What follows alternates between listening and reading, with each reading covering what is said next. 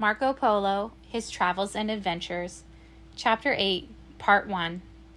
Marco Polo among the Tartars. Before Marco had lived in the Khan's palace a year, he had become quite used to his novel surroundings and felt as much at home as he could anywhere outside of his native Italy. As soon as he learned the language so as to talk readily, he learned a great deal that was very curious about Cathay. He was never tired of asking questions, and he found many learned men about the court who were very willing to satisfy his curiosity. He had now thrown aside his Venetian attire and, like his father and uncle, wore the costume which was imposed upon him by Tartar custom, and very oddly he looked, in loose tunic, small turban, and turned-up shoes, his complexion being many shades lighter than that of the dusky faces around him. He had adopted, also, the Tartar ways of living, and instead of keeping himself apart, made himself one among the courtiers.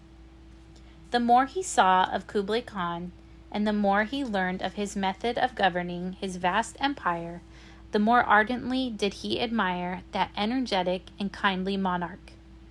He observed that whenever there was a great storm or flood or other calamity, the Khan sent messengers into the districts where it had occurred to find out if the crops had been destroyed, and if they had been, the Khan not only relieved the sufferers of their taxes for the year, but distributed food among them out of his own abundant stores.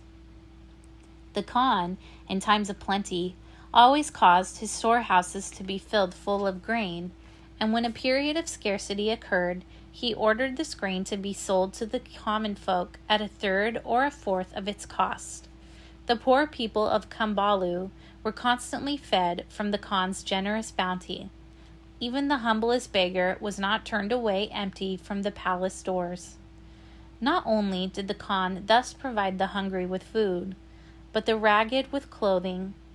Of the silk, hemp, and wool, which he collected as a part of the tributes due him, he caused cloths to be made in a building within the palace walls, and these cloths were turned into comfortable garments and given freely to those who stood in need of them. The good monarch also took care that there should be spacious highways leading from every part of his dominions to the capital. Nor was he content with merely constructing these roads. He caused them to be planted on either side with tall trees, which served at once to afford the tired traveler a grateful shade on his way, and to guide him aright to his destination. When the soil was such that trees could not be planted, the Khan caused milestones to be erected at convenient intervals. On these high roads, at distances of 5 and 20 miles, were stationed a kind of post houses, to serve as resting places both for the Khan's messengers and for travelers. These houses were often spacious and luxuriously furnished, and many horses were kept in the stables so as to be ready for use at any moment. The Khan, indeed, had no need to fear that his treasure would ever become exhausted, for he had the power, and freely used it, to manufacture as much money as he chose. This he did with the rind beneath the bark of a certain tree. This was cut up into small strips and stamped with the royal seal, and thus the Khan had an ample supply of funds. This was, perhaps, the earliest known employment of paper money. It surprised Marco very much to see the Tartars burning lumps of blackstone instead of wood in their fireplaces, for he had never seen or heard of coal in Europe. Nothing about the court was more interesting to Marco than the many astrologers and magicians whom he saw there, and who were held in high honor by the Khan and all his courtiers. These grave men, who always wore very long beards and had wise, solemn countenances, were supported at the Khan's expense and were constantly engaged in the exercise of their mysterious arts.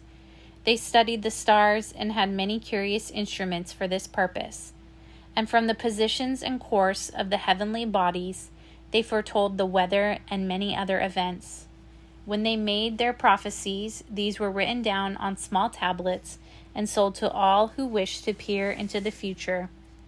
When a noble courtier was going to a distance and desired to know whether he would be overtaken by storms or would succeed in the object of his journey, he went to an astrologer to be informed and paid him roundly for his service.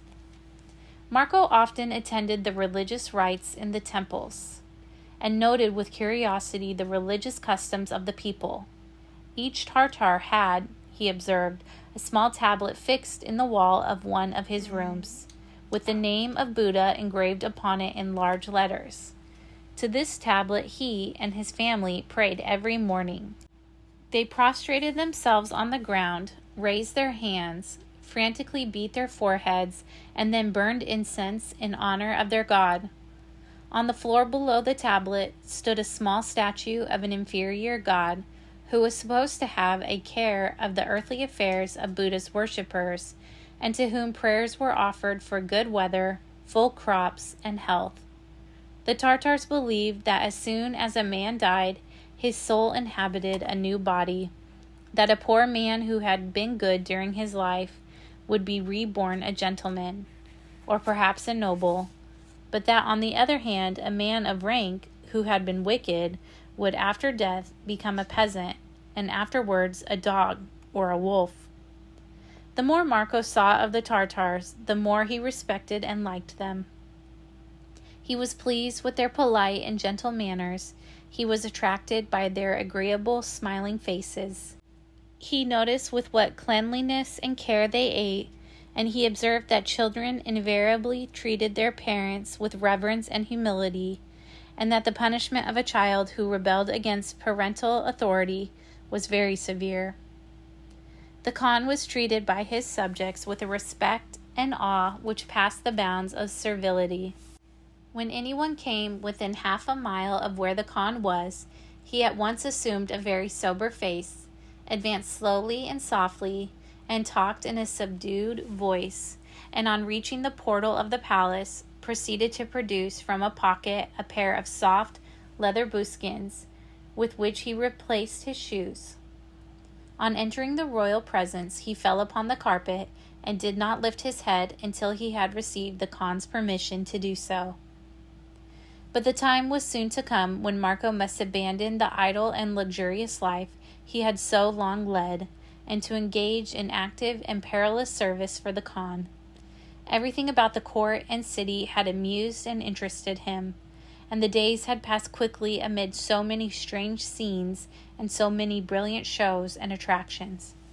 He could scarcely believe in the rapid passage of time, and he almost forgot that his presence in Cathay was for more serious purposes than to saunter and dream among those beautiful and bewildering surroundings. Yet, when the moment arrived for him to arouse himself, to enter upon active pursuits, and do something to show his gratitude for all the Khan's generosity, hospitality, and kindness, he was by no means sorry, for Marco had an adventurous disposition, and was happiest when engaged in some stirring task.